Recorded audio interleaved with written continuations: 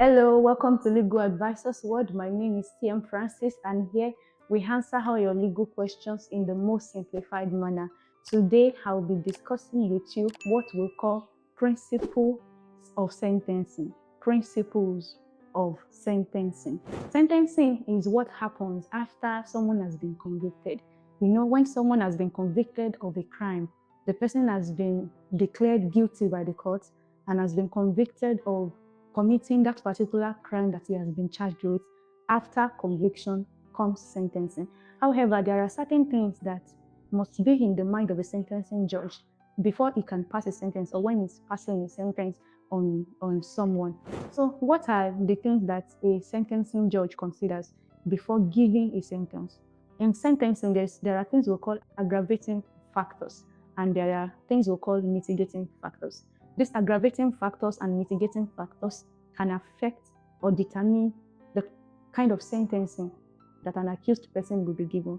So it determines whether the sentence will be very high, very grievous, or the sentence will be minimal. So let's start with the aggravating factors, things that can make a sentence grievous, like maybe let the person get the maximum sentence possible under the law. Those things that the judge will consider: one is, how was the crime committed? Was it committed because of maybe hate, like a hate crime, maybe because of bias, some form of illegal discrimination, just hatred? If it was a crime of hatred, that is an aggravating factor. For example, someone stabs someone and stabs the person multiple times. That can aggravate the person's sentence, because why will you stab someone like 7, 3, 4, 5 times? Yes, that's like an aggravating factor. And then if the person who committed the offender has prior offenses, like he has history of committing such offense or some other offense, that's not his first time committing an offense, that's also an aggravating factor.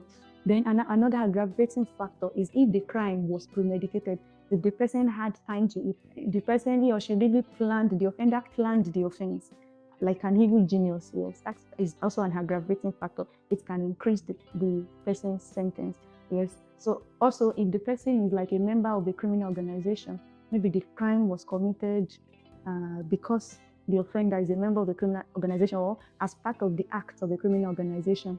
Even worse, if it is a terrorist group, like if it's an act of terrorism, or if the crime was committed as an act, as a terrorist act. Yes, that is also an aggravating factor.